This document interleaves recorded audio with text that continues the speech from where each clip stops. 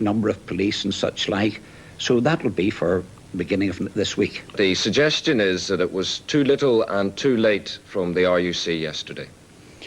Yes, that criticism no doubt will be made by people, and while we certainly welcome constructive criticism, we would refute that suggestion.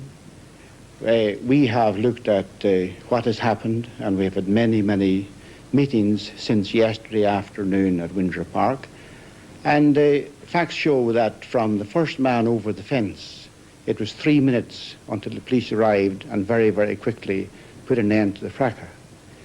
It is a matter of deploying police as the match progresses and at the end.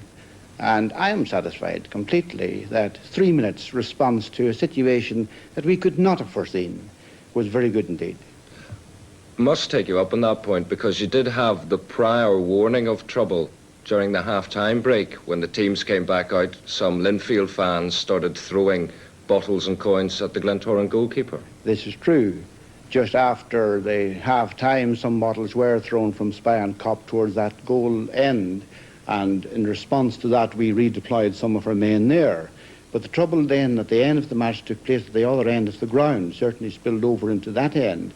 But one must constantly look at the match of what is happening, indeed who is winning, what is the feeling on the pitch amongst the players, what is the feeling on the terraces, and one is watching that continually and deploying your manpower as one sees fit thereafter.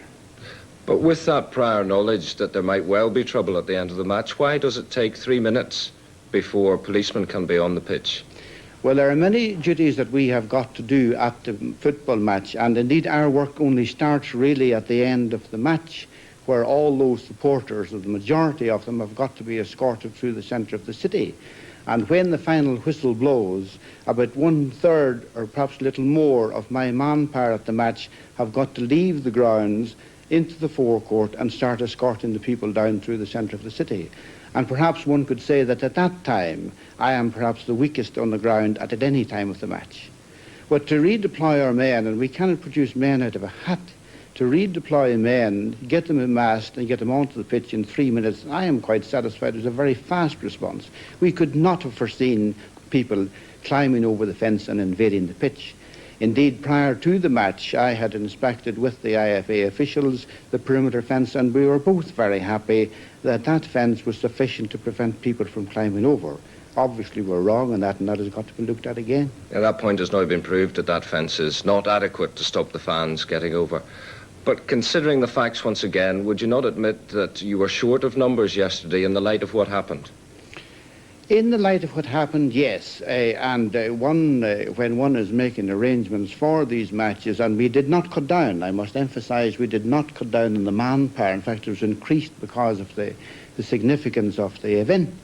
But I am happy that we had sufficient men there for what would be normal policing. This was an abnormal situation. Indeed, it is many years since the pitch was invaded at Windsor Park. Was it police policy to let those hooligans fight it out amongst themselves when they were on the middle of the pitch and could do damage only to themselves? Oh, definitely not. That would be quite wrong. We cannot stand by and see crime being committed and do nothing about it. We must muster our men and get in as fast as possible.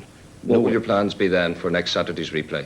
Next Saturday's replay will not be at Windsor Park and will not be my responsibility, but certainly for other matches involving those teams and others, we'll certainly look again at our arrangements. We will meet with the IFA, whom we find very good, most helpful and most cordial relationships between both of us. We'll certainly look at all those things and no doubt take cognizance of what happened on Saturday.